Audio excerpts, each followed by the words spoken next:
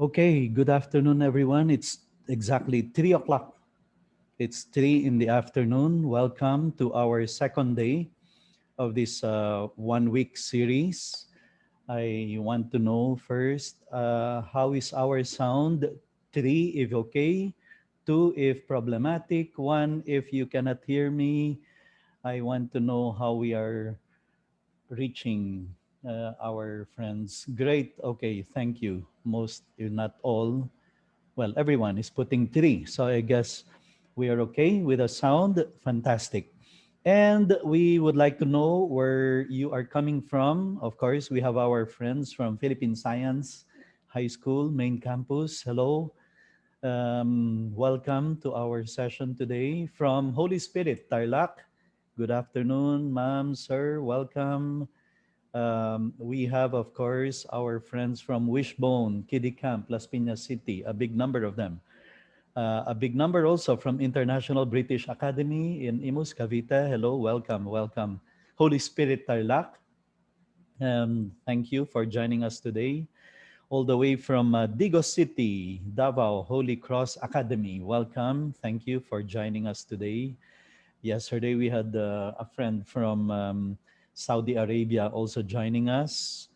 From Colegio de San Lorenzo, hello, welcome. We have, of course, some friends from Woodrose, also from Iloilo City, Westbridge School, welcome. Thank you for joining us. Um, so, Luzon, Visayas, and Mindanao represented in our session today, the second day. We are going to talk about building moral intelligence, and there are just so many to tackle that, well, I guess let's get straight into the topic. Um, in fact, I can already assure you we will not actually finish all the 250 slides or so um, that I prepared for you. But you can download the whole thing again, like what we did yesterday. In fact, by 4:30 p.m., it's already scheduled to appear in the Facebook page, which I invited all of you to join yesterday. And if you're not there yet, I hope you can find a way of being able to join us, because there are just so many books, materials, reading materials, videos, PowerPoint presentations that you can download from there. And then today I made an announcement. If you want more free books, then please join us in another page called Manrentoy Downloadables. Okay, that's facebook.com/groups/free downloadables. If you go there, you join it, all the materials on character formation, building character, you can download for free. Great. So let's get straight into the topic, building moral intelligence. And we need this because we are seeing a certain crisis in character among the young people. Our researchers tell us that the young people today are not as kind, courteous, nice as when you and I were younger. Okay, things are different. It's a totally different generation of kids we're dealing with. People who are so immersed in technology, people who are manipulated by the environment to be selfish, self centered, and vain. This is the kind of generation of kids we have inside our classroom today.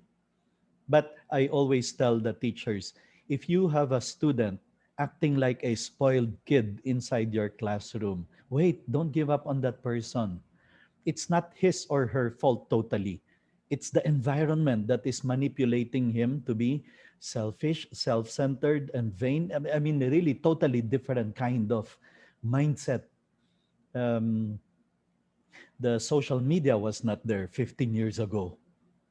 But the young people today inside our classroom, the 8-year-old, 10-year-old, 15-year-old kids, they grew up with this kind of environment, immersed in social media that is telling them to let the world know their feelings, their opinions, their thoughts, and sometimes even posting things in the internet, in social media, that you and I never dreamt of telling the whole world.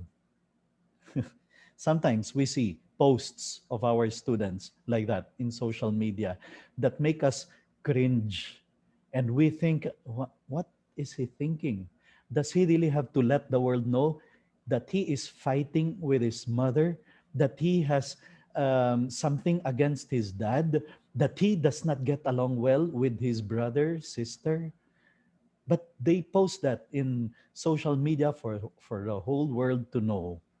And then, of course, the kind of modesty or the low level of modesty many times you see among many young people today. They will post their picture in skimpy attire, and you think, do the parents of this guy, of this girl, know what he or she is posting? So that's the kind of world we're living in right now. The young people are so manipulated by the environment to be selfish, self centered, and vain. Researchers call this a pageantry of vanity. I mean, um, humility is at an all time low, pride, vanity is at an all time high right now. That's why you go to Facebook, Instagram, Twitter of these people, and you see their 175 pictures of their face in different poses like that, no? Or TikTok videos, 15 seconders, but like displaying their talent, their skill for dancing, their creativity. But some of them you feel uneasy, and you feel there's just too much exposure. But that is the kind of world the young people are living in. I tell the teachers, if you one day happen to have a kid entering your classroom acting like a spoiled brat, because you and I know what it means. Today, it's politically incorrect to use spoiled brat, but we know what it means. Well, before you make judgments, please realize this kid is growing up in a different generation, and the reason why she comes to school is because she needs to learn the meaning of humility, of decency, of morality. Okay, we are seeing now a decline in morals, in the level of morality of many young people, and this is the only way to explain the rise in teen pregnancies, for example, the rise in pornography. The Philippines continues to be number one in Pornhub for the last 8 years, number one in terms of hours spent online in that pornographic site. So that is the kind of world the young people are living in. But we go back to the ancient philosophers telling us, Aristotle said, people do not naturally become morally excellent or practically wise. They become so, if at all, only as the result of lifelong personal and community effort. So, my dear fellow educators, my dear fellow teachers, the reason why we are here in a seminar like this is because you and I still believe in values, in character, in high level of morality. We still believe that the young people can grow up to be good. They don't necessarily have to be swayed by the wave of filth and dirt and vulgarity and indecency that the whole world right now is experiencing, is seeing. I mean, as a clear example, when I was younger, billboards could not display indecent pictures, okay, or pictures of women in skimpy bikinis. That's no, no. There would be people who would complain, would stage a rally even. But today we see a different kind of morality. We can say lower level of decency, morality, and etc. So You and I are here because we have made it a commitment as a school or as individuals. We can still raise up these young people today and trusted to our care to be good, not just smart, but especially good men and women of character. You know, a very nice study made by Samuel and Pearl Oliner, and they put their study in a book entitled The Altruistic Personality. They simply interviewed people who saved Jews during the Holocaust, because there were good people who protected the Jews from the slaughter. 6 million were killed, but there were some who survived thanks to good people who helped them. So Samuel and Pearl Oliner interviewed these people and asked them one question: why did you save people? I mean, why did you even risk your own life in protecting the lives of these Jews? And they all have the same answer. They all said, because that was how we were raised, because that was how our parents raised us, that you help the needy, that you come to the rescue of people who need you, because that was how our teachers in our school trained us, that we have to help people when they are in need. That's it. That's the key. They had moral intelligence. They knew the right thing to do and they did it. And this is what we are concerned about now. We want to see these young people, the grade 3 kid inside your classroom who spends a lot of time in playing computer games. We want him to grow up to be morally intelligent, not just expert in math, because the computer will help him develop that. Not just science geniuses, but especially morally upright, choosing to do the good even if no one is looking, even if it is hard, even if no one else is doing it, even if no one else is good, they will be good. So, character, you see, someday it can be a matter of life and death. It's worthwhile, therefore, dedicating our life to building moral intelligence, one brick at a time, one virtue at a time, among these students entrusted to our care. Okay? Because character is what will enable people to survive, to endure, and to transcend misfortunes. And that's what we're seeing now in this pandemic. It's those who have character who are thriving, surviving, transcending, enduring. um, every now and then we hear about shooting campus, no, school shooting.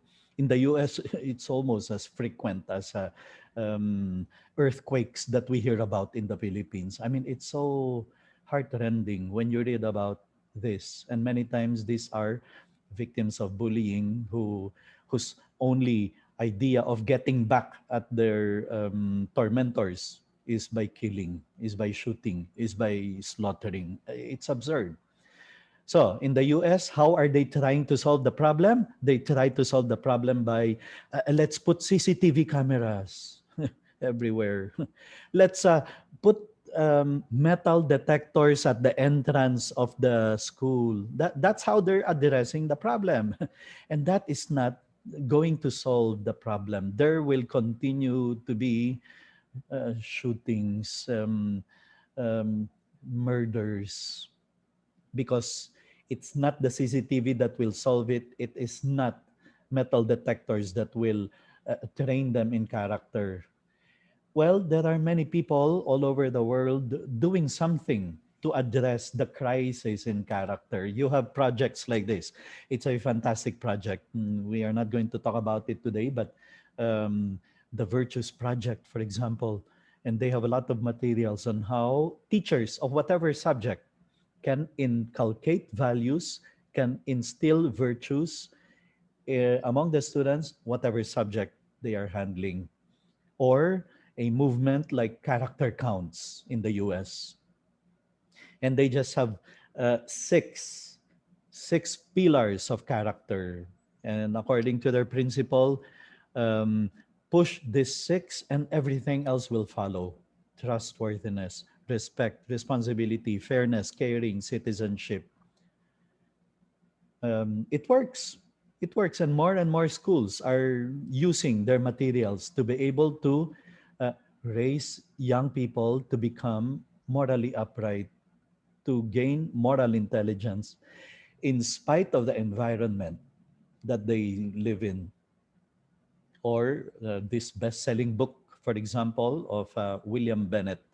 I think he was former secretary in the United States. And he came up with his book of virtues as a way for parents and teachers to instill values, virtues, in among the young people. Well, in my case, I have aligned myself with CEP based in Washington, D.C. I'm an affiliate of CEP. They renamed themselves to character.org. And I encourage you, if you want more materials on how to strengthen character formation in your school, in the community, especially among your coaches, among your teachers, then go to character.org. That's formerly CEP, and I continue to take care or run CEP in the Philippines. And another affiliation I have is with the State University of New York based Center for the Fourth and Fifth Arts. Our principle: every human being, aside from knowing reading, writing, arithmetic, should have respect and responsibility. The fourth and fifth R's: respect and responsibility. That's the Institute of Dr. Thomas Licona, whom I have invited to the Philippines 4 times. And as far as we're concerned, this is how we're going to raise young people to have moral intelligence. Help him grow in respect, help him grow in responsibility. Everything else will follow. Everything, all the other virtues will follow. But for today's session, I'm going to use as our main source Dr. Michelle Borba's Building Moral Intelligence, the 7 essential virtues that teach kids to do the right thing. Okay? We're going to go over the 7. With the 2 hours we have, most likely, what I'll do is I'll go deep in the first 3, and then the next 4 or the remaining 4, we will go very quickly. But from how we're going to tackle the first 3, you already will have an idea of, okay, that's how we go about it. We look for strategies under each of those 7 virtues. She's a very good friend. I brought her to the Philippines 5 times already, and then last April we had her for an online session related to her latest book entitled "Thrivers: Why Do Some Kids Thrive During Troubled Times like the pandemic?" And she talks about the virtues very necessary for young people today, especially to develop in order to thrive in spite of uh, the time they're living in, these times that they find themselves in. Okay, this is what she says. Without morals, the young people will not learn how to deal with others correctly and appropriately. That's why we need morals. That's why we need to develop moral intelligence. For a long time, schools measured IQ, right? You remember the IQ quotient, the intelligence quotients of the person. And the higher it is, we consider him a genius beyond 145 or so IQ. And then later on, we started hearing of, wait, it's not enough. You can have a genius of IQ of 175 who will not survive the world because he can get easily get depressed. And then we started hearing about EQ, emotional quotients. And then Howard Gardner started talking about the multiple intelligences. You now have the spatial intelligence, and then we say, okay, but what we are more interested in is to see these young people be good, be morally upright, making good decisions, especially when they get to the real life, when they become professionals, when they get to be working in a field, in a profession. That's where building moral intelligence comes in. Michelle Borba says there are 7 essential virtues that we have to make sure the young people develop so that when they grow up, they will always do the right thing, choose the good between when they are confronted with choice of good and evil, they will know they have to make the right choices. They have to choose the good. Even if when no one is looking, which is what character is all about, even if it is hard, which is what fortitude, toughness is all about, and even if suddenly they find themselves in a world where 80% choose to do what is wrong, choose to do what is evil, choose to do what is bad. And we can be seeing something like that in the world today. The decline in morals, the decline in decency, in purity, in matters of chastity. There are people nowadays who will tell you there is nothing wrong with pornography. I'm not hurting anyone. I'm not harming anyone. I am just looking at these images that make women turn into object of desire, that treat women below their dignity. Wait, that's wrong. Even if you're not hurting, harming anyone, morally speaking, it's unacceptable. You cannot treat people like objects, object of desire, object of passion, object of pleasure. Women are not like that. They are human beings. And then for Catholic schools, Christian schools, they are made in the image and likeness of God. And they cannot be treated like that, mere object of desire. So we need the essential virtues. I know that's the first thing you want to know. Let's get to know them right away. Here are the 3 foundational ones. If a person is to grow up upright, always doing the right thing, always choosing what is good, then that person should have empathy, conscience, and self control. More or less, the next 4 will follow from empathy, conscience, and self control. And these are the next 4: respect, kindness, tolerance, fairness. You see, according to Michelle Borba, if a person is to grow up to be moral, morally upright, always choosing to do the right thing, we've got to make sure the young people, especially those in the basic education, kinder all the way to high school, we have to work systematically in making sure they develop these virtues. Then, when they go to college, when they go to professional, when they become professionals, they will always do the right thing. And it's clear, empathy, especially in dealing with people, because for the rest of their life, that's what they will be doing, dealing with other human beings. No man is an island. No one can live alone. I mean, without the use or without help of another human being. Conscience, even when no one is looking, that's the role of conscience. He will do the right thing, even when no one is watching. Some of our politicians fall into this trap. It's okay to cheat for as long as you don't get caught. That kind of wrong value, I mean, it's not even a value, it's a travesty of value. It's okay to cheat for as long as you don't get caught. That is immoral. Conscience will now tell them, no, even if no one is looking, even when no one is watching, even if you will not get caught, there are certain things that are right and there are certain things that are wrong. And then self-control. And that works both ways. Self-control in dealing with other people, self-control in oneself. So it's like putting together empathy and conscience.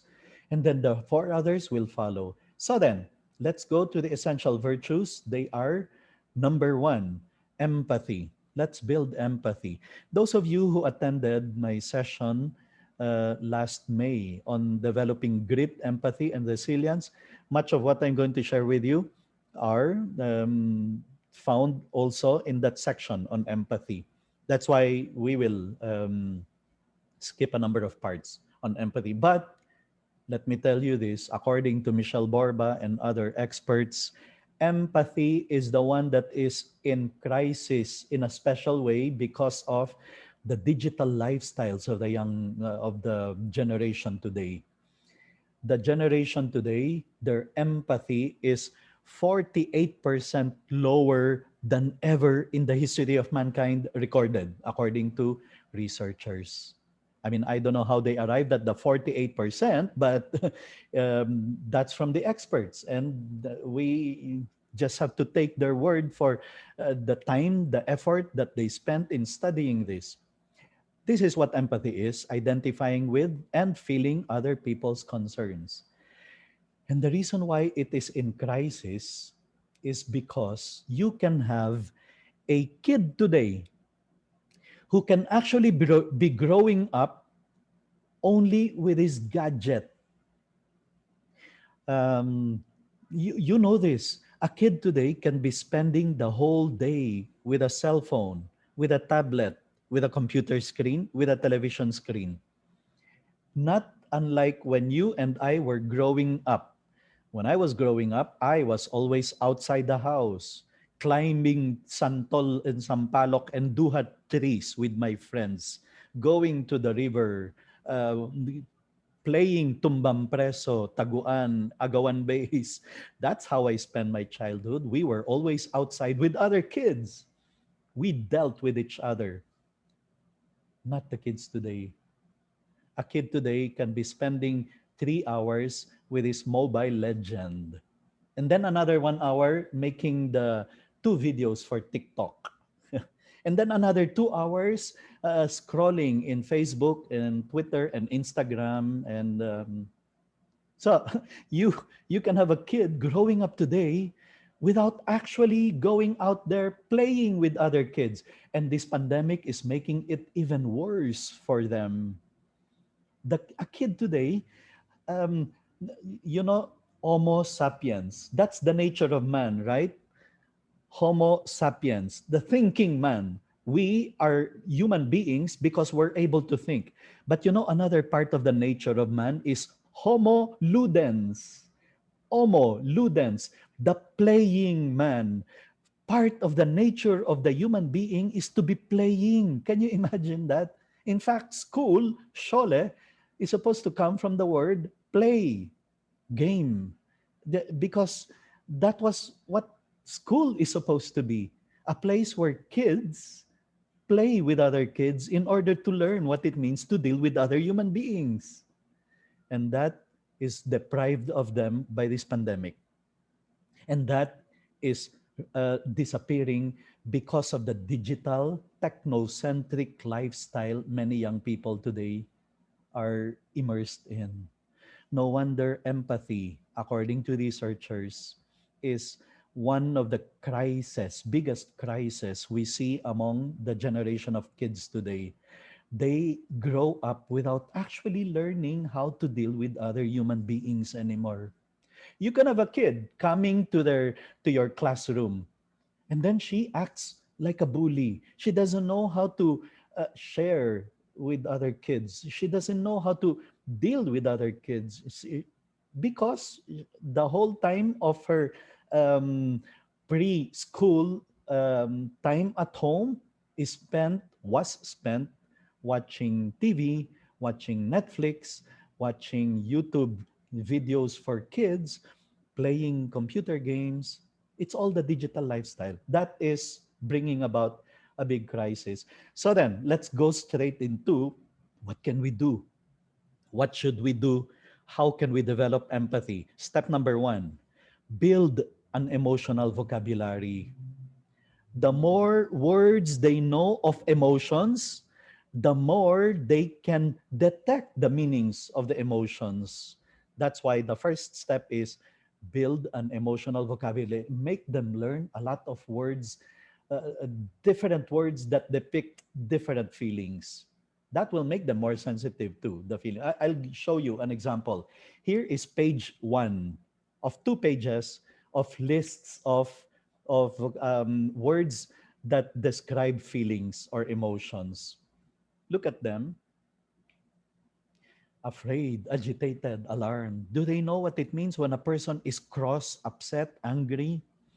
Do they know what it means when the person starts being fidgety, fearful, frustrated, furious? Now let's go to the middle part of this first page.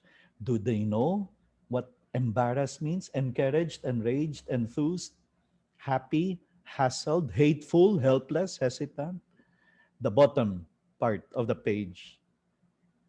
Do they know how to determine if a person is being cautious, being cheerful, being comfortable, being concerned, being confident, or hateful, helpless, hesitant, hopeful, horrible, hostile, hurt, hysterical?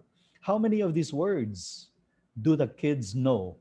And therefore, knowing the words can detect what they mean, because every emotion comes with a need. Now, let's go to page two. That's only page one. And here's page two, the upper part. Look at these words that depict emotions. Do they know what it means when a person is beginning to be impatient, indifferent, inferior, insecure? Insecure. That person is insecure. That's why she needs accompaniment. She needs to be understood. She needs a friend. So, um, if they know what the word means, then they will understand what kind of relationship, what kind of dealing they will provide that person. Going to the middle of the second page, you see more vocabulary words. And then the lower part of page two, do they know what to do if the person they're dealing with is already mad, is mean, is mischievous, is miserable, is moody? How do they get along with a person who is sad, safe, scared, secure, sensitive, shaky? So, all these, just enriching their vocabulary and the meanings of these emotion words is first step already to developing empathy among our students. Step two, enhance that sensitivity to the feelings of others. You want them to have empathy? They have to be sensitive. You have to help them develop a certain sensitivity. It's true, right? If a person does not have empathy, and here's a classmate who is already about to cry because he is being teased, ah, if the classmates are sensitive enough, they will stop. They will stop because they wouldn't want to hurt another person. But if they don't have empathy, they couldn't care less. And it's a challenge for them to make that kid cry and they feel victorious. They feel that they are superior. I mean, that's an absence of empathy. Here are six simple ways to nurture kids' sensitivity given by Dr. Michelle Borba. Number one, praise sensitive, kind actions. Notice them. And even on an online setup, you can do this. Praise sensitive, kind actions. Joey, I heard that you helped Joanna, who was absent last meeting, with the assignment. Very good. That's what it means to be kind. Um, and I also heard that you did it without anyone telling you. You did it because you were concerned. Good job. Keep it up. That's what it means to be sensitive to the needs of others. You see, you are reinforcing something that is otherwise the others may not realize that it's a big deal. It is a big deal. Let's make a big deal out of those sensitive, kind actions that we notice from our students. Show the effect of sensitivity. You see, Joanna is not afraid to come to class today because she got the help that she needed. So, Joey, good job. And I hope all of you will have that kind of sensitivity in coming to the aid of your classmates when they are in need, okay? Because someday you might be the one who will need that help. Draw attention to non-verbal feeling cues, okay? Let them know that many times emotions are not just shown in words when the person screams or yells. No, sometimes The feeling cues are non-verbal, like the clenching of the fist. If the person is already clenched with a clenched fist like that, uy, the guy is already upset. Come on, stop teasing. You have to be sensitive to those non-verbal feeling cues. Or the face, the frown on the face is already like that. Uy, mom is already very serious. Guys, no more talking. Keep quiet. The, um, the teacher is already upset. And yet, she did not say a single word. It's the nonverbal feeling cues. That's developing sensitivity to other people. Here's number four, ask often, how does he feel? How do you think the character in the novel feels? You see, whatever subject you're teaching, we can bring in empathy lesson. uh, Thomas Edison failed 1,000 times, more than 1,000 times before discovering the light bulb. How do you think he felt on the 700th failure? And then you bring out the sensitivity to that feeling of frustration and near giving up. But he went on. He did not give up. Use the formula feels plus needs. Make the young people realize that for every feeling there's an accompanying need. He is happy. What is the need? He wants to share it with others. That's why we join the in the celebration. We are happy when somebody is happy. We um, share the excitement of another person. The person is sad. There's a need there, the need to be understood, the need to be comforted, the need to be heard and listened to. Sometimes that's the only thing people need. Someone who will listen to them without any judgment, without any condemnation, but somebody just listening to them. The formula feels plus needs. And then you yourself, dear teachers, many times it's good to share with your students. Class, I'm not very happy with the results of the quiz last week. I need you to work harder. You're expressing that feeling that you have of frustration, sadness, and the need there is, come on, I expect more from you. I expect better from you. If you have any question, you ask me, but let's not leave it to just like that.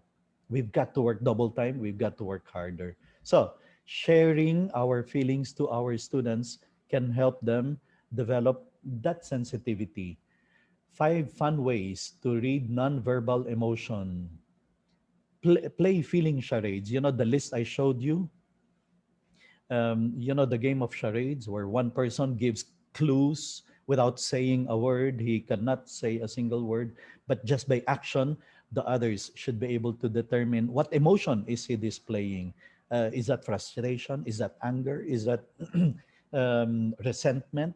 They are all different, and feeling charades can help them develop that uh, reading, being able to read nonverbal emotions. Make comic mood characters, cutting out from comics different moods that different cutouts that show different moods. This is a cutout of happy. This is a cutout of anger. This is a cutout of, so that makes them be more sensitive to reading nonverbal emotions. Reading with feelings, especially kids love this exercise. Read Jack and the Beanstalk angrily. Great. And then people are laughing as the person reading angrily reads it, putting in that out of place emotion. Now let's read it happily. And again, people get a kick out of that kind of exercise. Watch silent TV. You show a video, turn off the sound, turn off the audio, and then just make the, what do you think is the feeling of that character? Now, what is the feeling that that character is displaying? That makes them sensitive to reading nonverbal emotions. And then finally, hold a feeling lookout. You stand by the window. This is usually inside the classroom setup. You stand by the window and then you try to guess, what do you think is that person walking along pedestrian lane now feeling? Is he happy? Is he angry? Is he frustrated? What do you think is his feeling? So all these are good ways to develop sensitivity to the feelings of other people. Let's go to third step. Develop empathy for another person's point of view. This is important because perspective taking is one of the clear signs of empathy. When a person is able to put himself in the shoes of another person, when a person is able to um, see things from the perspective of another person, that is empathy. And so anything that will develop their empathy for another person's point of view is great way of developing empathy in them. Three simple ways to increase their ability to take different perspective. Here's the first one: switch roles to feel the other side. You know, when you make the students do a um, drama, role playing, and then you tell them suddenly, okay, now switch roles. You can also do this in debate exercises that we do in our class. No, we make them debate, and then suddenly you surprise them. Let's spend 5 minutes, switch roles, defend the stand of the other person. That will make them see things in a different perspective. Walk in my shoes. And I know some teachers would do this as a strategy. Okay, class, for our reporting next week, don't just talk about Jose Rizal. Come to class as Jose Rizal, like as if you are Jose Rizal and you will deliver your presentation. You will let us understand how it was, how Philippines was in the Spanish times during the time that he was fighting for the freedom of the Filipinos.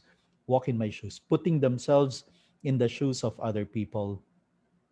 Imagine how the person feels.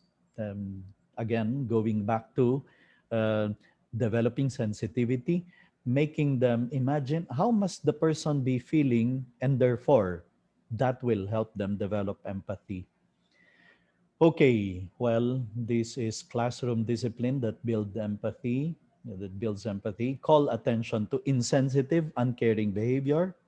Ask the student, the offender, how would you feel if this happened to you? How would you feel if it was done to you? Actually, that's what we call the golden rule question. What would you feel if others said it to you, if others did it to you? R, recognize the consequences of the behavior. And E, express and explain your disapproval of the insensitive action. So that's how we should discipline, putting in empathy. Not just you're detained, you're suspended, you will be given this punishment because of that. Write 100 times, I will not do it again.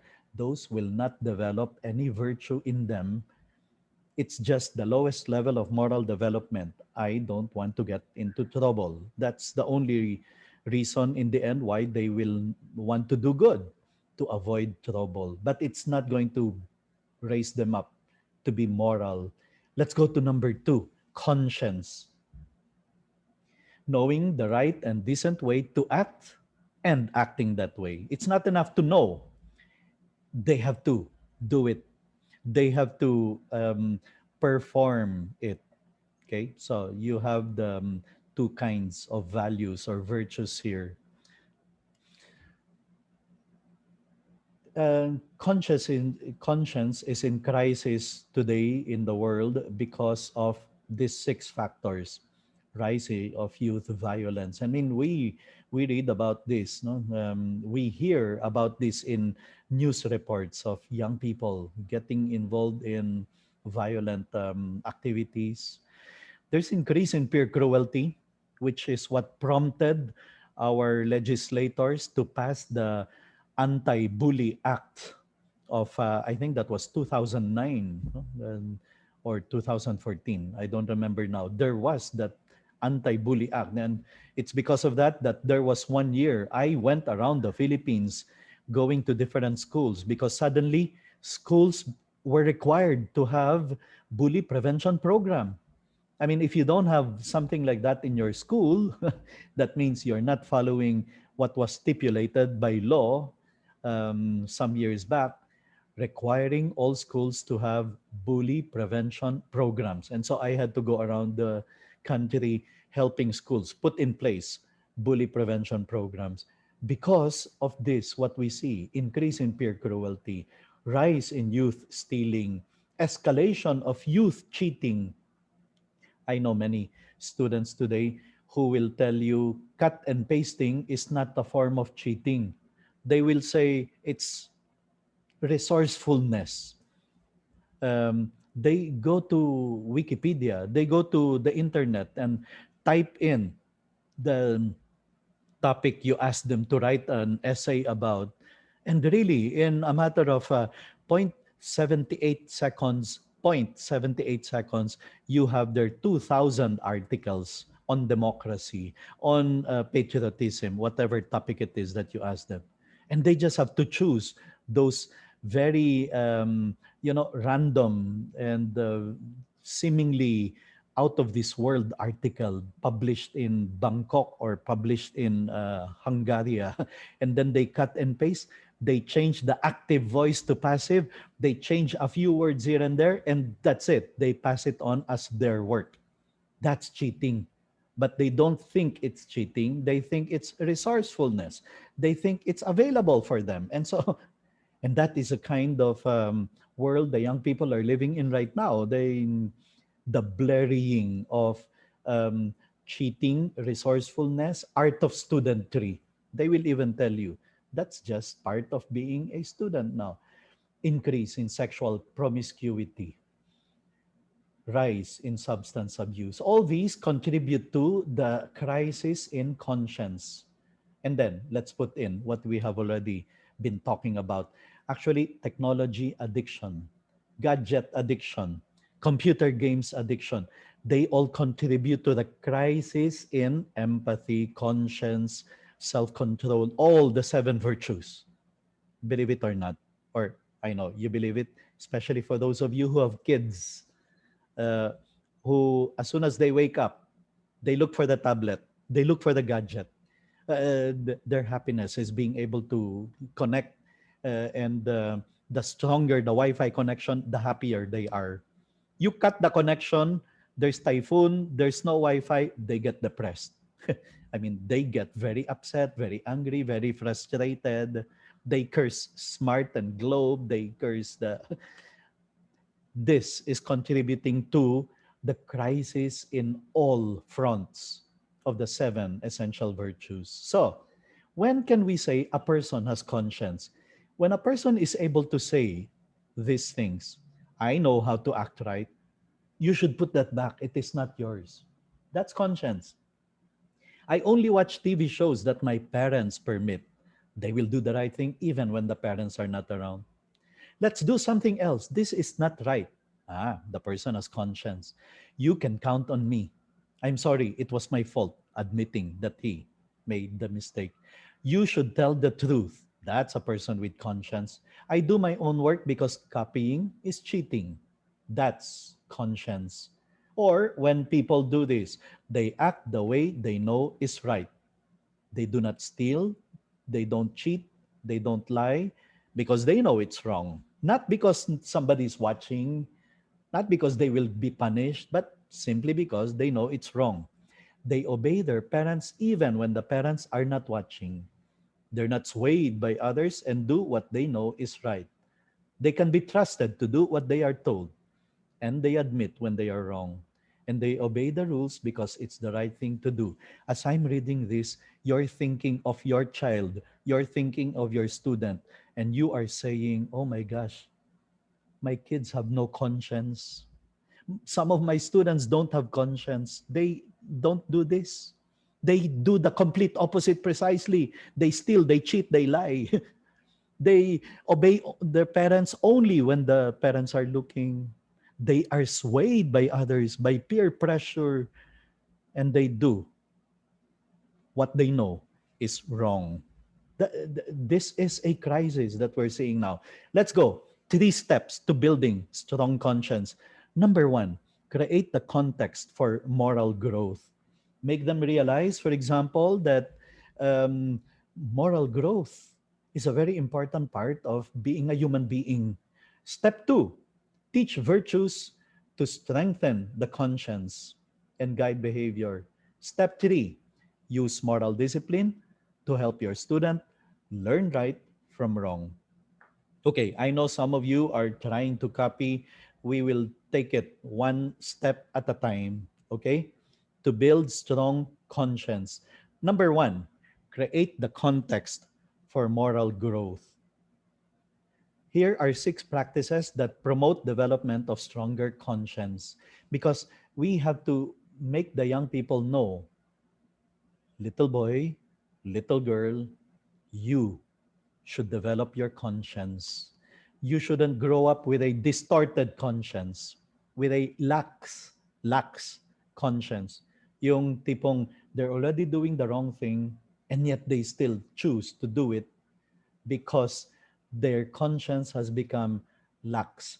Thinking, anyway, everyone is doing it.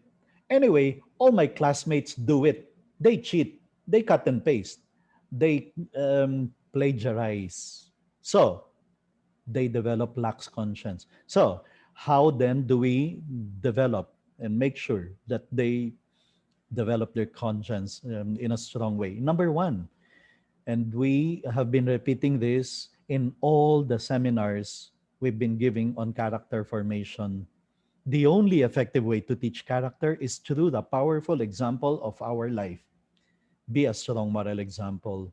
Number two, develop a close, mutually respectful relationship.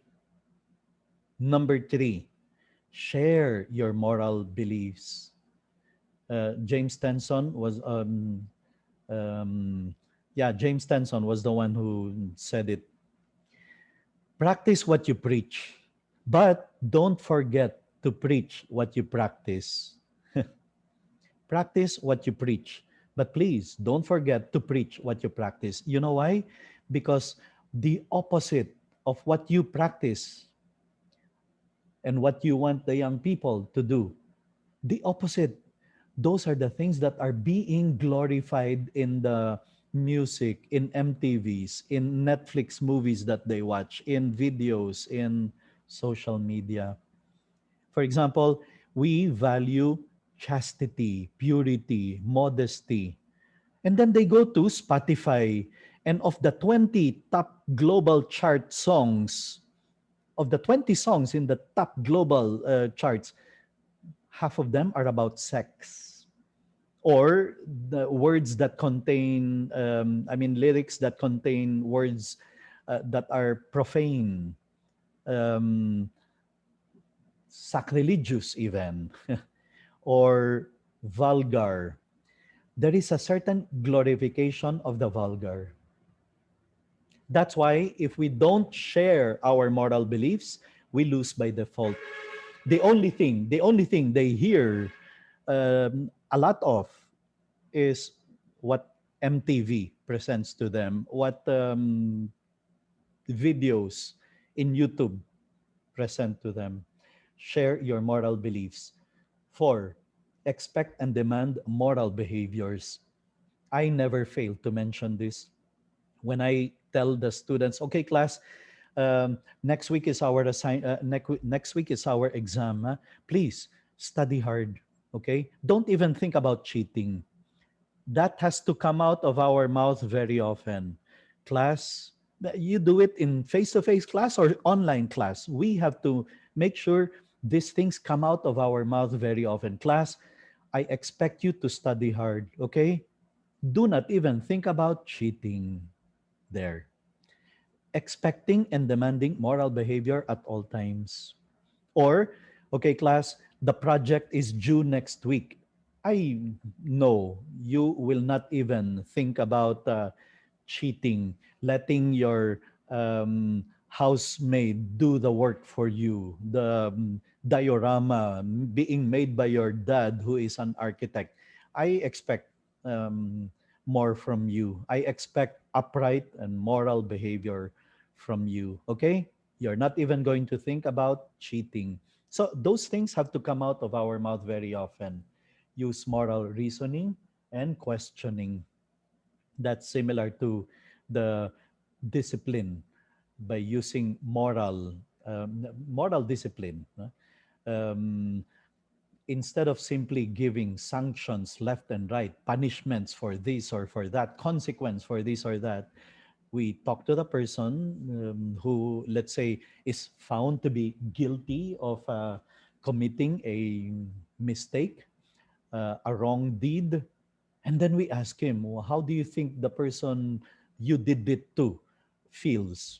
How would you feel if the others did it to you? What do you think is wrong? Why you need to be given a sanction for that thing?" So moral reasoning and questioning, making them realize that you're not just there punishing left and right. The consequences that we give to students, not many times, but all the time, is for a certain reason, and that is because we are interested in developing their moral intelligence, their moral reasoning. And then number six, finally, explain your own moral behavior, why you do what you do, why you uh, disagree with cheating, why you are very, very passionately against corruption and stealing and lying and um, abusing other people, like that. No? So when we explain our own moral behavior, then we are strengthening, we are promoting the development of stronger conscience. Good questions to ask ourselves, some things to think about, especially among you who are parents. And I know majority, I think, of you have kids, are parents. Your boss, your supervisor, your principal calls, and you tell your child, sabihin mo wala ako dito ha. Yan. Pag tumawag ang boss ha, sabihin mo umalis ako. Wala ako dito. That is the kind of example we are showing this kid, and it's being picked up. Your child misses school because she oversleeps, and you write a note excusing her by claiming that she was ill. Dear sir, my daughter is absent today because she is sick. No, she just overslept. Then, if we do this, what kind of moral lessons are we transmitting? Or you drive faster than the speed limit with your child as a passenger. You do the majority of your child's work on a school project, but had him sign his name. And those of you who, okay, you buy a ticket for a child under 12, even though your child is older. So these are things that good for us to think about. The kids are learning conscience, developing conscience from our example, or not developing the right conscience from our example. Step two, let's teach virtues to strengthen the conscience and guide behavior. We already gave the, okay, so for teaching inside the classroom, identify the virtues you want most to develop in your students as we prepare for the new school year, because this is part of that back to school, back to excellence series. Let's spend time as a faculty, as a school, as a unit level, for example, sitting down, determining what are the most important virtues that we want our students in grade 5, in grade 6, in the whole intermediate school, in the whole junior high school. What are the virtues that we want most to develop in our students? And then let's choose best if we have 10, because we're going to be with our students for 10 months. And then let's accentuate, let's highlight one of these virtues a month. Or maybe you will only come up with 4. Okay, then let's divide the whole school year into quarters. And each quarter, each period, we will highlight that virtue, where we will even ask the students to write a motto related to the virtue, commentary on the virtue, battle cry that we will write, that we will make the students write on every paper that they submit. Number 3, describe the value and meaning of the virtue to your students. And I know schools that do this. They have the virtue of the month talk at the start of every month. Somebody, they invite an alumnus, a graduate, one of the teachers, one of the parents, one of the a good speaker who will talk about that virtue in a general assembly with all the students listening to the person talking about what is a virtue, when, and then here are three ideas to accomplish this. Virtue talks, read alouds. There are many articles, good articles that you can use that will talk about the virtue, highlight the virtue, or that at the end of the story, for example, the message is the importance of that virtue. Articles. Number four, teach what the virtue looks and sounds like. And you don't have to be the only one teaching it. You can actually make the students write it. Right, class, for our advisory today, I will give you 5 minutes. Write down three suggestions that you have on how does your classmates, you and your classmates, can live the virtue of the month, and then let them share or let them collate the list and let them read what they came up with. That's how we teach what the virtue looks like and sounds like. What do you think this virtue looks like and sounds like at home and in school or wherever you find yourselves in? Number five, reinforce the virtue in daily life. We make comments about it. We praise students who display the practice of that virtue. Or throughout that month, we integrate it into our lessons. History teachers will mention um, how some heroes, some historical characters lived that virtue, displayed that virtue. And then number six, find opportunities for your students to practice the virtue. These strategies help will help you teach the virtues to the students that will promote strong conscience. Okay, presenting the virtues that enhance moral intelligence according to Dr. Michelle Borba. And we look at them and we see, wow, there are so many of them. If a young person practices and develops these virtues early on in his life, he will grow up to be morally upright and with a strong moral intelligence. Second page and the third. Okay. Um, you don't have to copy, as I said. You can download this whole presentation. I will show you, especially for those of you who are joining us for the first time today. I will let you know later where you can download the whole PowerPoint presentation. Okay? Okay. So, um, one of the greatest, one of the greatest gifts that you can instill in any child is a deep-seated belief that says, I am a good and moral person. This is the greatest legacy. Among parents of you here in this audience, realize the greatest legacy you can leave behind your children is this: the strong conviction that I have to be a good and moral person. I have to grow up good. If you are able to plant that in the mind of your child, in the mind of your students, you're a great parent, you are a great teacher. Okay, three fun ways to cultivate virtues in the classroom. I will have to go quickly now because it's time for our little break. No? Virtue fiesta, virtue scrapbook, virtue self-portrait.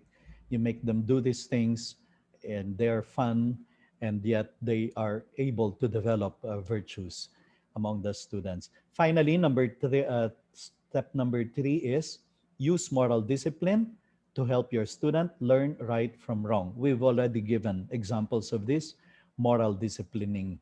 The 4 R's of moral discipline. When you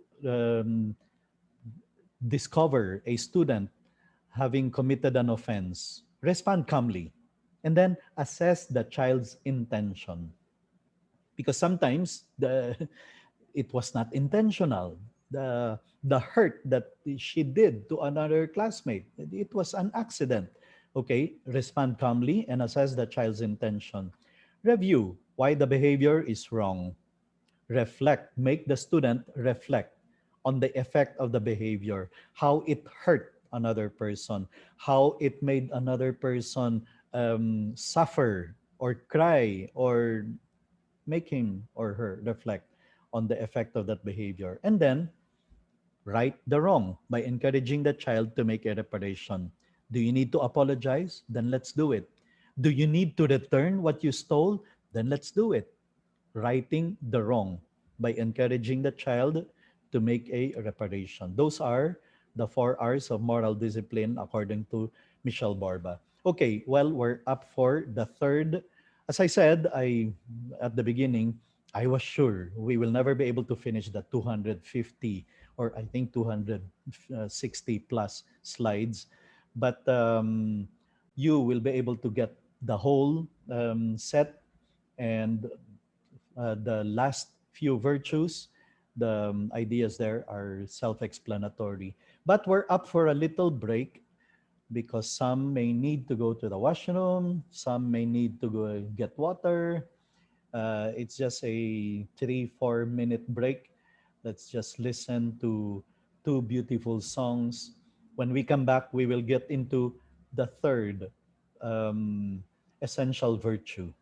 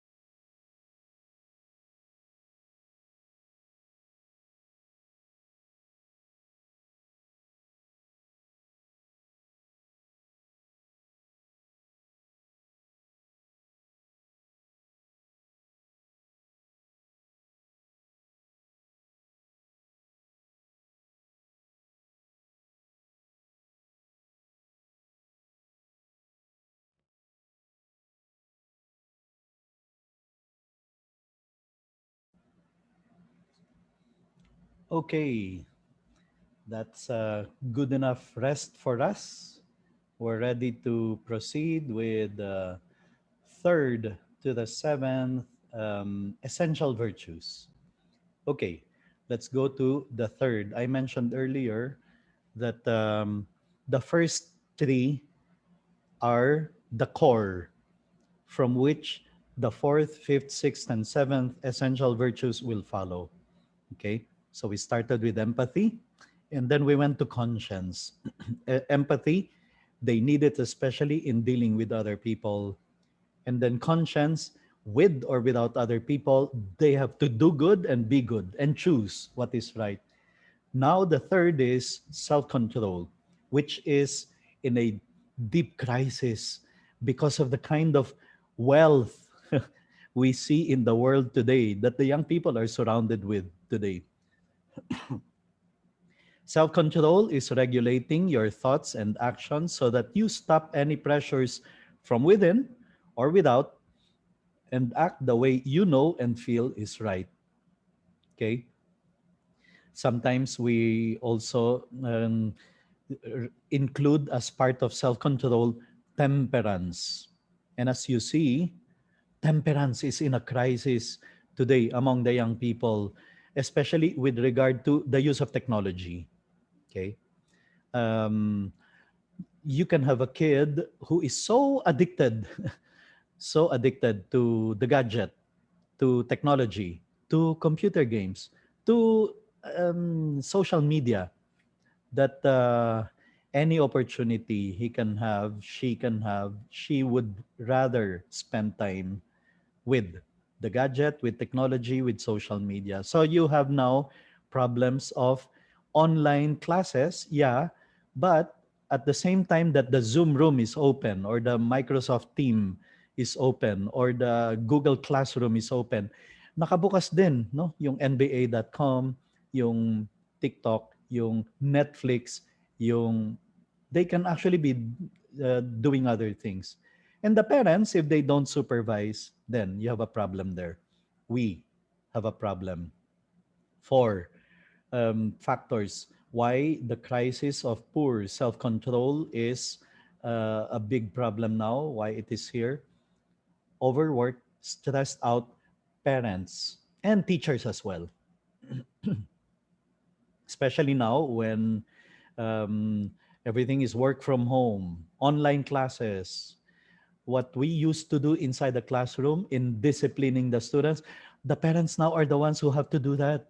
They will have to be the ones now disciplining, supervising, checking on their son, their daughter, really listening, attending classes, being attentive to the activities, and doing the what they need to do, following their schedule. Now they're beginning to realize how difficult it is to be a teacher. Okay? More and more parents have come to the conclusion, wow, I cannot be a teacher. How heroic pala the teachers of my son are or my daughter. That's what they are beginning to see now. Some also, unfortunately, have been through early abuse and trauma precisely because you have overworked, overstressed parents at home, and you kind of situations like that. They spank, they hurt, they harm the kids. And then here's another crisis. I mean, here's another factor for the crisis. I mean, many years ago, we didn't hear much about ADD, ADHD, ODD. I mean, these things didn't exist. Now we have more and more students who have to take downers to calm them down. Otherwise, they are hyper like that. No, I mean we have now more of these students who are relying on chemical restraints instead of self control, self constraints. And then what they watch in the movies, uh, not just on sex and violence, but even display, glorification of out of control behavior in entertainment. We see all these happening. We have, again, three steps to build self control. Let's go to number one, model it. The only effective way to teach character is through the example of our life. Model self control and make it a priority for them. The way we react to situations, does it show self control? The way we express our frustration, for example. I mean, it can happen that we get upset, frustrated about the performance of the students in quizzes, in exams. But how do we show it? Um, do we explode in anger? That's an absence of self control. We cannot teach self control that way. Let's think about the following. How do I act in front of my students, online or face to face, when the day is hard and my patience is lacking? How do I control my own anger and stress? I said it yesterday. I've said it before in previous seminars. Everyone is stressed out by the situation. Students, teachers, and parents as well. That's why we have to factor all these things in. And we have to be the model of self-control in the way we show to the students how stressed out we are, but we have to show them self-control and restraint. In the middle of an argument, am I able to stop and say, let's stay calm? And this at home with our children, with the people at home, as well as inside the classroom, online or face to face.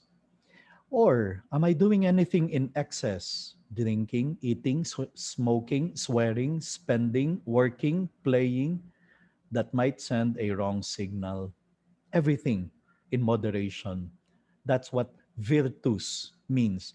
The middle ground. Virtus is that. Virtue is the middle ground. Here are four practices that nurture self control. Number one, teach it. Teach the meaning and value of self control. We have to be talking to our students about this. For example, class, please work hard to be able to get 8 hours of sleep every day. You need it, okay? Everybody needs that. Otherwise, you only sleep 6 hours because you want to watch the K drama, 3 episodes before sleeping, uh, and then you lack sleep. Then the next day, you are grouchy, grumpy, heavy, sluggish, lazy, and worse, feeling sick. Of course, because you didn't get enough sleep. So please have the self control to discipline yourself in getting 8 hours of sleep. We have to be always talking about this. They may not be hearing it at home. Maybe because the parents are, okay, the father is in Dubai, the mother is in Hong Kong or in the US. And we have situations like that. And if they don't hear it from us, they will not hear it from anyone. The value of self control in being able to get enough sleep, in being able to get enough rest, in being able to have good diet, for example. Talk to them about the marshmallow experiment. You remember this experiment where kids were put in a room, each was given two marshmallows. And then the adult tells them, okay, I'm going to leave you behind. When I come back, and if you have not eaten the marshmallows, you will get two more. Okay? And as soon as the adult leaves the room, the kids don't realize they are being observed in a one-way mirror. As soon as the adult leaves the room, some of them ate the marshmallows. Walang self-control, walang temperance, walang delayed gratification. Some of them will not touch the marshmallows. They have self control. Now, that's not the experiment yet. The experiment is they followed the lives of these kids 15 years later, and they discovered those who had self control, those who had delayed gratification, were high achievers, above average performers, and successful.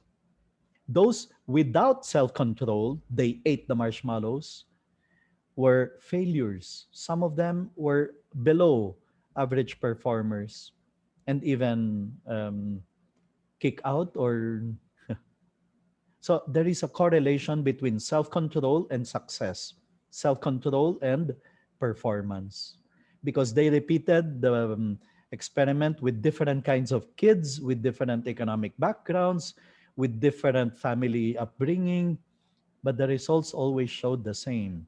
Self-control later on showed success and above average performance. So the kids have to hear things like this so that they realize I better develop my self control now.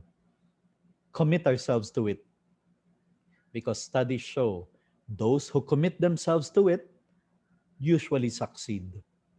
Number three, create a class self control motto. And this is doable even for an online setup.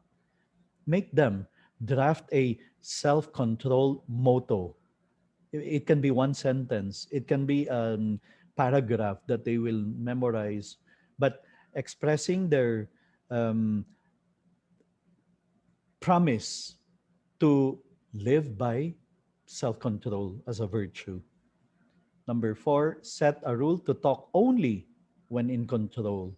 And that when we are not in control, we will not talk. We will um, hold our tongue. Yan. Which by itself is self control. Nowadays, we also need to teach them about think before you click, right? I mean, don't just post anything because once you post something, that leaves a digital footprint and that can be forever. Even if you delete it later, somebody could have screenshot it already, and that is your downfall. That you said something like that.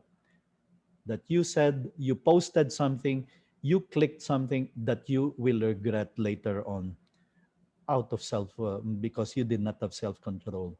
Number two, encourage them to be their own motivator, that they will do the right thing even when no one is looking, even when no one is going to punish them. Encourage them to be their own motivator. Five simple ways to help kids reinforce themselves for a job well done. Switch your pronouns from I to you. That will make them realize no, you did a good job. You did what is right instead of simply saying, I'm happy with the work that you submitted. That's not going to foster job well done. That's not going to foster his self motivation. He will now start doing things only to please you as a teacher, to please their parents, to please somebody, but not, I have to do my work well, even when no one is looking, even when the reward does not come. Encourage internal praise. Class, tell yourselves, good job because the results of the exams were very good.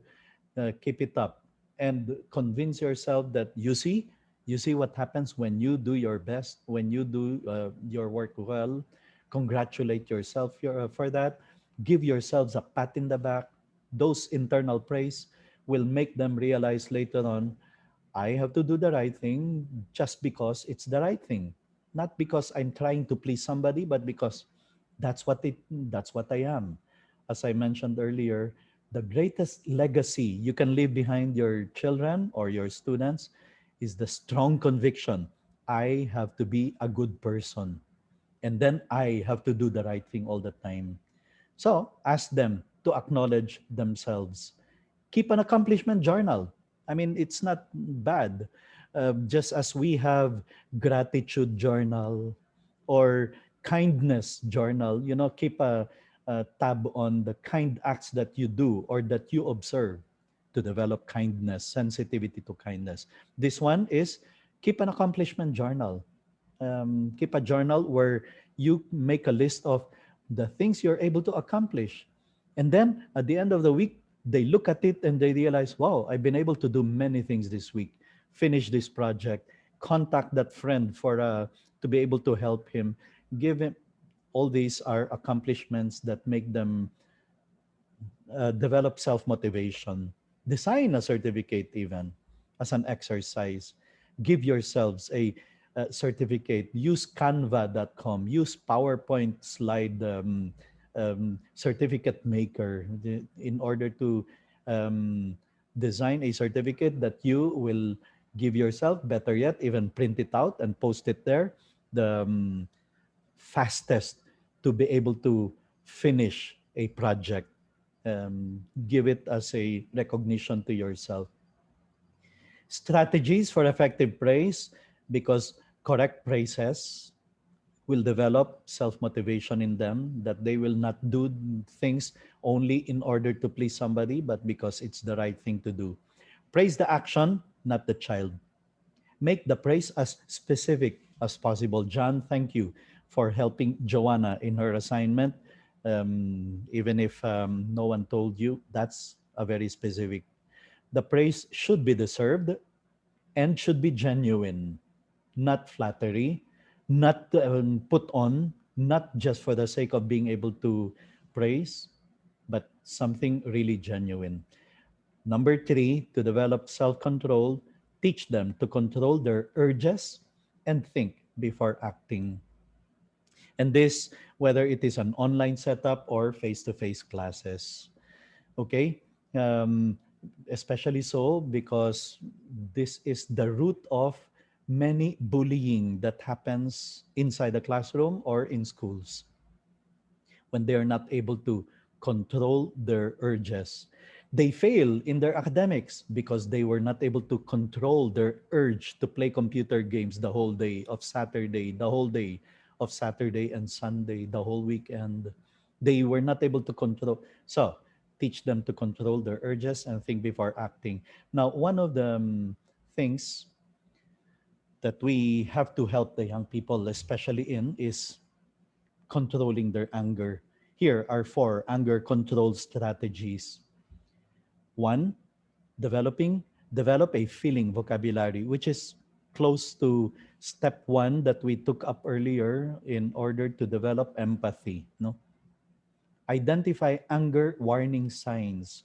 When know yourself, know thyself, according to the Greek philosophers, as a first step to being able to um, grow as a human being. Okay, understand yourself. What do you start doing when you are angry? Are your fists clenched?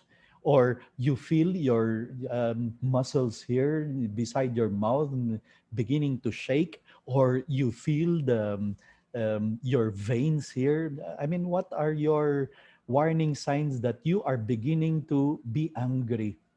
Get to know those warning signs so that you know you have to put in self control in that anger. And then use self talk. Man, don't get angry. Man, control yourself. I mean, that exercise of self talk, it works. I mean, psychologists, psychiatrists will give that, for example, as a way of encouraging oneself. You can do this. You can do this, man. Um, Other people have done it. You too can do it. You're talking to yourself to encourage yourself in being able to do what you should be doing at that moment. And then breathing exercise. I mean, even professional actors in Broadway would do this, doing exercise in breathing to be able to control their nervousness, to control their shaking of the hands, for example, when they are very scared, afraid, apprehensive. Now, this one is in being able to control their anger, breathing exercise. Breathe deeply and then inhale and then control it before you exhale as a way of control. And they all help in being able to develop that self control in anger. Eight ways. Now, the urge nowadays among the young people, especially, is in the use of money. So, one of the things we need to develop in them regarding self control is the self control in spending. Here are eight ways, for example, Dr. Borba suggests to help kids control their spending urges. Number one, well, for parents, this is especially for you. Give weekly or monthly allowance so that he or she can learn to budget money at an early age. Sorry. Number two, buy him or her a piggy bank to save coins and make a rule that it must be filled before the money is spent. That- Early on, they have to develop this mindset of I have to save up. I shouldn't just be spending. Just because I have money doesn't mean I can do whatever I want with it. It's good to save up, to think of the future, to think of being able to buy something later on that I am really saving up on. Make him draw or write down intended purchase and post it for a few days before he actually buys it. Actually, these suggestions can also be good for us because sometimes we are the ones who need to practice self control in our spending habits. Require him or her to spend his own money on entertainment and non essential items. Number five, help him open up a savings account so that he can monitor his money and spending. Number six, require that a portion of his allowance go to a charity of his choice, whether it is to give to the church, to give to an orphanage, to give to, it's a good mindset to develop in them. Not just developing self control in the end, but also that idea of being able to help others. Require a set portion of his allowance to be saved. And number eight, say no to frivolous, rash buying, and don't give in.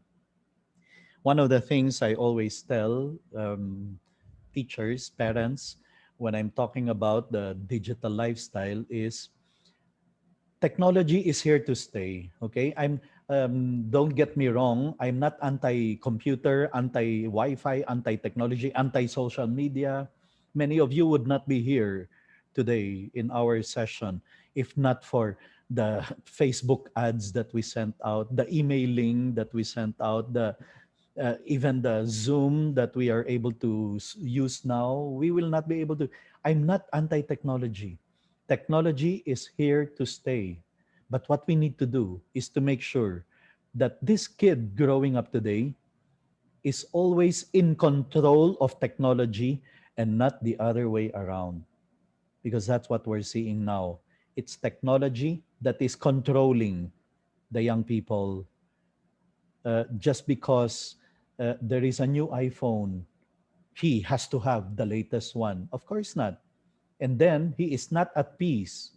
He is not at ease until he is able to upgrade to the latest iPhone 12, for example. I mean, that's technology has already started controlling him, not the other way around. So, technology is here to stay. We might as well make sure this young kid grows up in control of technology to the end.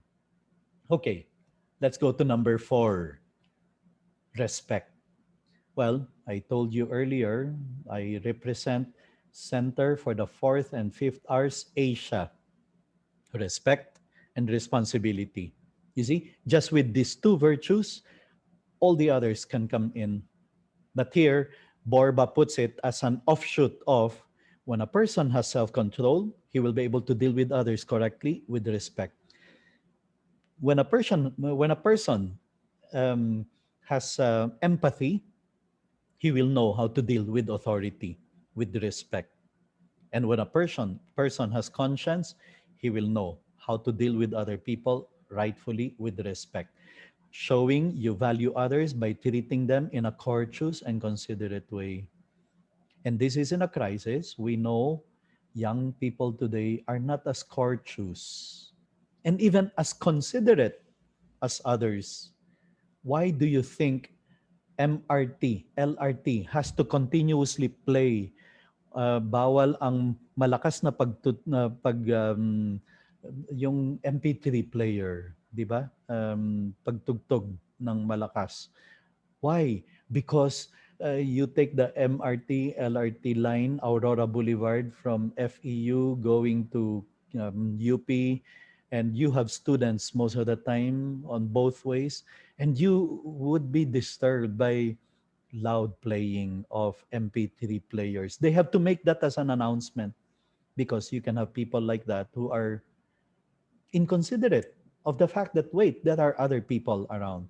So, crisis in this virtue because of the impact of treating kids disrespectfully, because of the decline of civility.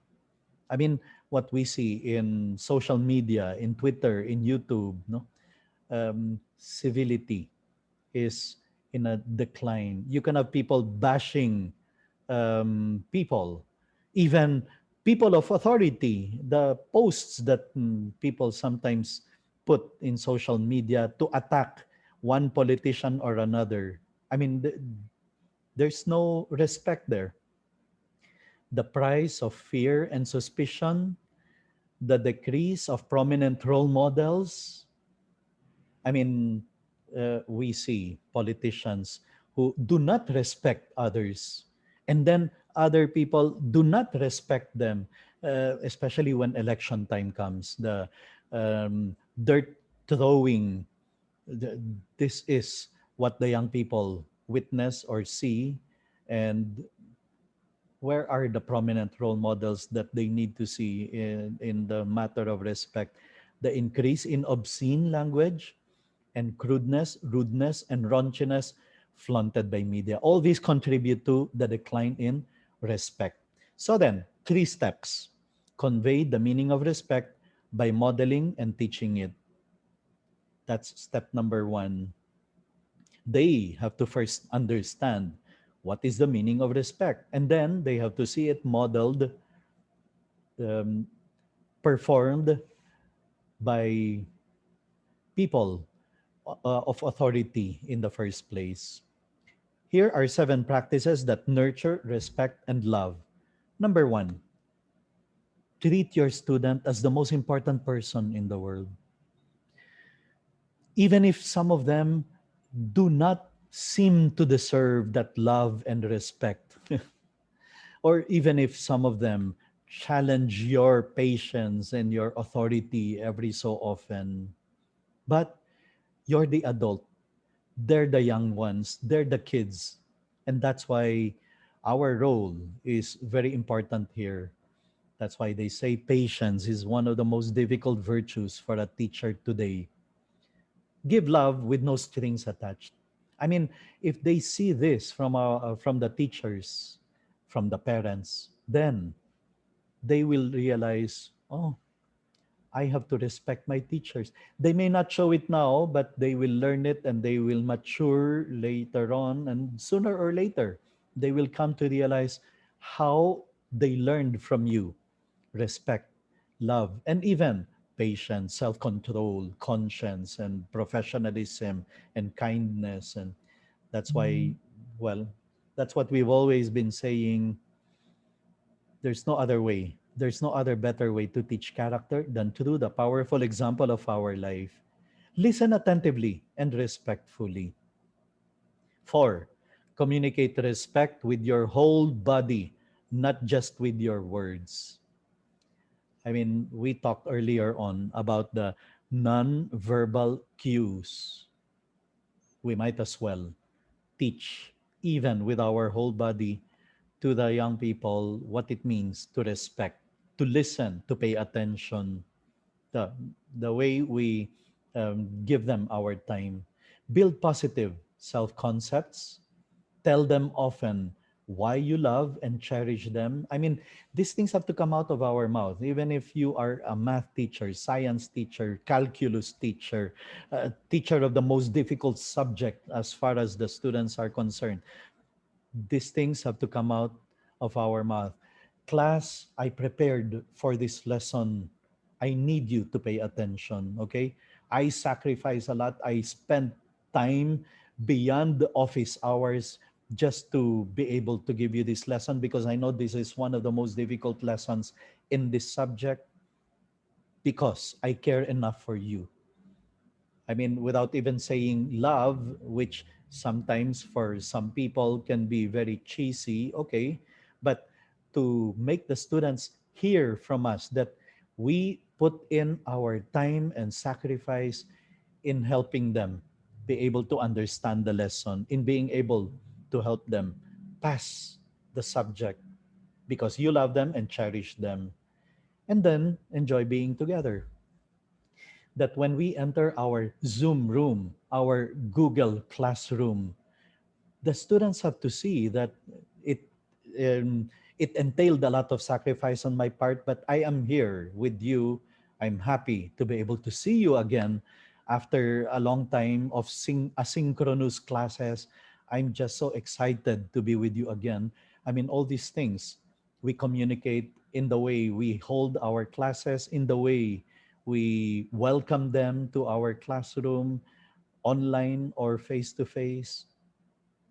Three ways to teach kids the meaning of respect. Define it. Define for the young people what it means, respect. Ask the golden rule question. How would you feel if others did this to you? How would you feel if others did not do it to you? You were absent last meeting and no one helped you. No one told you about what you missed. How would you feel if the others also do that to you. They don't tell you what you missed. So please try to help others as you would also want to be helped. Okay, ask the golden rule question very often, and then instill respectful rules. Class, when you meet a teacher, don't fail to greet good morning, good afternoon. But sir, we just saw him in the, even if you just saw him a while ago in the classroom, you meet him in the corridor, that is part of respect, that is part of courtesy. You greet the teacher. Okay? When you see a person of authority, don't forget to greet good morning, good afternoon, good day, etc. as a rule. Enhance respect for authority and squelch rudeness from the very beginning. As we prepare for the new school year, this has to be very clear. We do not, I mean, there are certain things that are like no compromises for us. One of them is this: respect for authority, and that we do not accept rudeness. That's step number two. How to get rid of disrespectful behavior? Okay, step one, call out the rude behavior on the spot. You hear a student teasing another classmate. You hear a student uttering a profanity, a bad word, a foul language. Call out. Because if you don't call out, you are permitting it, you are effectively promoting it. That's from Hal Urban. What you permit, you promote. So when you see rude behavior, call it out on the spot without humiliating necessarily. That's why those strategies I taught about posters, the posters being posted on the one side of the wall of the classroom that displays a poster that shows what kind of classroom we want, and another side what kind of classroom we don't want. We don't want rudeness, we don't want profanity. And when you hear profanity, it's enough to point to the poster and then point to the mouth, meaning to say, watch your language. Didn't we say we don't want that inside our classroom? Or we just call out the name without saying anything. And John would know already that because we value very much language, we value, we don't accept rude behavior. And John would know that you called out his name because he just did something rude. Refuse to engage when treated disrespectfully. Don't go down, quote unquote, don't go down to their level, okay? Because you're the adult. We are the adults. We are the mature people. And we will just regret resorting perhaps to using profanity, using foul language. We think that, well, because he was disrespectful, so he did not deserve my respect anymore, and I should also say a bad word to him. No, that's not what a mature person would do. Refuse to engage when a student treats you disrespectfully. And then, if rudeness continues, set a consequence.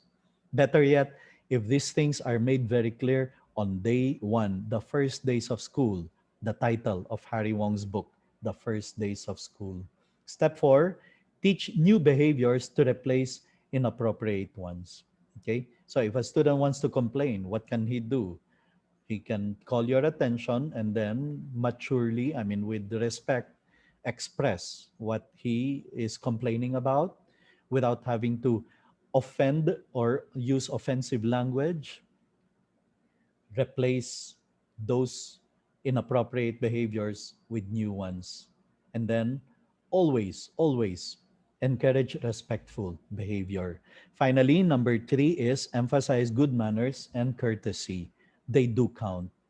Okay, I mean, we have to have that reputation that when teachers see our students, that guy is very courteous because he belongs to the class of Mr. So and so, who always teaches courtesy. No wonder that guy, that student is like that. He belongs to that class advisor who is very, very firm about courtesy and manners.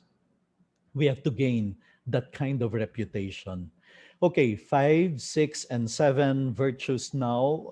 Mentioned earlier, really, we will not be able to finish all of them, but for example, kindness. Well, we had that one whole session on creating a kind and caring classroom last May. I hope we will have the chance to have a repeat of that, because that is one of the most important things we need to do in our schools, in our classes, classrooms, to make it a kind and caring place. Demonstrating concern about the welfare and feelings of others, that is kindness. Three steps to build kindness: teach the meaning and value of kindness, establish zero tolerance for unkindness, and encourage kindness and point out its positive effect.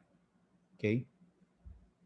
Yeah, because we're down to the last 5 minutes of our sessions. So let's just four ways to help kids understand kindness.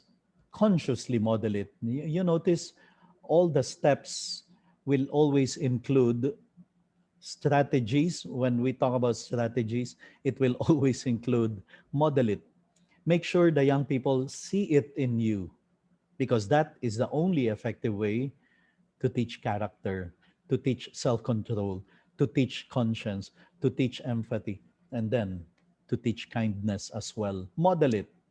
Expect and demand kindness at all times, and teach the meaning of kindness to the students. Make sure we are able to incorporate it, instill it, integrate it into all our lessons with our students. And then show them what kindness looks like and sounds like. Number two, establish zero tolerance for unkindness. That's the second step. Zero tolerance. You have to make it very clear to the students that if there are non-negotiables for you, one of these is this: that you do not tolerate unkindness, teasing, put down, hurting another person, another classmate. Those things are no-nos for you, and there's just they're non-negotiables as far as you are concerned. Because if we want our kids to be kind and do what is right, it is imperative that they recognize that unkind words and deeds are hurtful. And step number three, encourage kindness and point out its positive effect. Okay? That's step number three in developing kindness among our students. Three ideas for helping kids practice doing kind deeds. Create a kind heart centerpiece, like um, greeting other people. That is a centerpiece of kind heart. Or being concerned, or asking a classmate, how are you today? These are like expected of everyone, and that it is a part of our daily routine. That becomes a kind heart centerpiece. The way you greet even when you start an online class, okay, class, good morning. I'll allow you to unmute yourselves to express greetings to your classmates. Let's give it 15 seconds. You can greet the others. That's a kind heart centerpiece. Assign secret kindness pals. You are assigned someone that you will do secretly kind deeds to, whether it is to send a kind note, to send a kind message, to express, is there anything I can help you with today in whatever subject, in whatever area, in whatever. Make a giving tree. This is very nice in the School of Character in the Philippines, the very first one, Morning Star Montessori School. When I visited their school, every classroom would that would have that kindness tree where they will do a kind act at home, whether it is to help a sibling, to help in the house chores, to do a good deed, and then they would write it on a piece of paper, which their parent would sign. And then when they come to the school the next day, they would hang it on that kindness tree.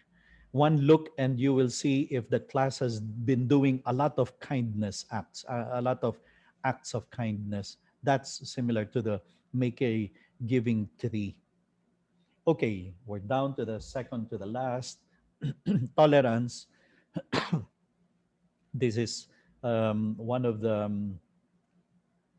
very important virtues today, given the kind of world we live in right now, no, where there is a lot of emphasis on rights of people, and sometimes those rights seem to infringe on your own because they clash with what you believe in, because they clash with your own beliefs. Okay, but we have to tolerate. I mean, there is such a thing as being tolerant of other people's set of beliefs or set of ideas. Respecting the dignity and rights of all persons, even those whose beliefs and behaviors different from our own. That is tolerance. Well, I'll just give you the three steps given by Michelle Borba because we will have to be ending. First, model it, nurture it. We cannot be intolerant of other people simply because they have other beliefs. And then instill an appreciation for diversity. I mean, we cannot all be the same um, person with the same character, with the same personalities, the same likes and dislikes. How boring that world will be. Sure, there will be unity, uniformity, but not necessarily unity. No. So, diversity is okay. Diversity is good. That some people prefer this to that. Some people want this kind of color over that. No problem. Some people prefer this kind of music and not that kind. Some people enjoy that kind of movies and not this one. Diversity. Instill it and appreciate it. And then let's overcome stereotypes, never tolerating prejudice. The world will be a better place, in fact, if people are more tolerant. And then finally, well, I will skip to the seventh virtue, the last. Here is virtue number seven. Okay. It is fairness, the seventh of the seven essential virtues. Fairness, which is described as choosing to be open minded and to act in a just and fair way. When we are fair to other people, when um, we are just, we do not try to put one over the others. We are not trying to be always on the lookout for how can we be more at an advantage over the others. So, especially in our classes, young people are very sensitive to this. That's why when you hear kids playing among themselves, you hear usually this expression, you're unfair. It's unfair. They're very sensitive to fairness. So then, how can we build fairness among our students? Step one, model it. Treat your students fairly. Step two, help your students learn. Okay, here are five adult behaviors that boost fairness in kids. Being an example, expect and demand fairness at all times. Share your beliefs about fairness. Listen fairly and openly. And number five, set fair and realistic expectations. One of the harshest words I can hear from students is, Ma'am is unfair. Sir is unfair. He gave us this exam that he did not teach. He's unfair. This exam is that is many times what I hear from students. They are very sensitive to fairness. So step number two is help your students learn to behave fairly. And step number three, teach your students ways to stand up against unfairness and injustice. So it's not just a matter of rejecting it, but that they have to be ready to stand up against unfairness. Because in the end, that is how they are going to fix the world. When they are out there, and then they will be ready to make the world a better place by addressing injustice, unfairness. And it's important that they are ready to, well, stick their necks out, to stick their neck out in defense of what is fair, what is just. And that is how they're going to grow up. Always with that mindset of we have to reject unfairness. We have to be always um, in the side of what is just and what is fair. Okay, well, we've come to the end. It's 5 o'clock, and I have to let you again know the steps on how to be able to get your certificates. If there are any questions, comments, because I didn't get to give you a chance to do that, don't be afraid to email me at manrentoy@gmail.com. Now, the certificates, you should be able to get all those who emailed before 2 o'clock today, because I saw my email. Somebody emailed at around 3 o'clock. I cannot make your certificate while I'm giving this seminar as well simultaneously.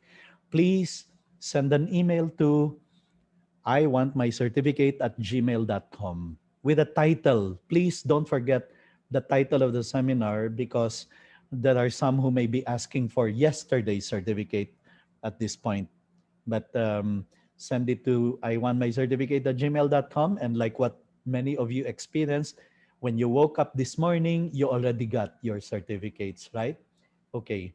And as I mentioned earlier, there are so many handouts, books, and the PowerPoint presentation that I just gave to you. It's already available now for downloading in this Facebook page. Okay? So please go there and join, wait to be accepted in, and that is where we will also post the recording of this session today in case you encountered problems with the internet, with the Wi-Fi. And then tomorrow, our speaker is Dr. Ernesto Grillo, who will talk about the challenges and strategies in engaging students.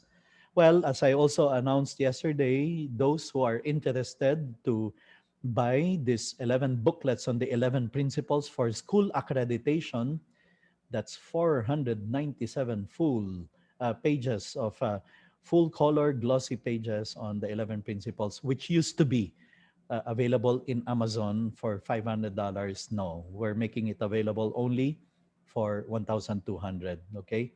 And then the digital copy of the first days of school, especially for those of you who are also registered for Thursday's classroom management session, then that's also available for 50 pesos, no? But it's only digital copy. And then the third book is the book of Hal Urban, Lessons from the Classroom, available for only 300 pesos, but we will have to send it to you by Lala Move or by LBC or by mail. Okay. So if there are any questions you want to ask, you can email us at catalystpedias@gmail.com. Great. Thank you very much. Now we come to the, I hope you don't mind if you can turn on your videos so that I can, let me see first. I need to set this. Okay. Um, how do I do this? Participants. Okay, there. Now you can unmute yourself so that, okay. If I can ask you to please turn on your Thank you, sir. videos so that we can take a picture. Please give your biggest, widest, fakest smile, the way you will greet students on day one. Okay? Three, two, and one. Thank you. Page two now. I'll take a screenshot of the participants. Three, two, and one. Great. Page three. Let's take a picture of everyone here. Three, two, and one. And finally, the last page. I think some schools want the screenshots as their way of checking attendance of the teachers that they three, two, and one. Okay, great. As a way of being able to check if the teachers they registered are in the sessions. Okay. Okay, well, we've come to the end. Once again, thank you everyone for joining us. I am Thank really you. grateful. I hope the session today has been useful for you. I'll see you again if you are registered for Thursday. Tomorrow, as I said, the speaker is Dr. Grillo, the Vice Dean of the School of Education of the University of Asia and the Pacific. We will also do it from 3 to 5 p.m. As usual, the Zoom room will be open by 2:30. Okay, thank you so much.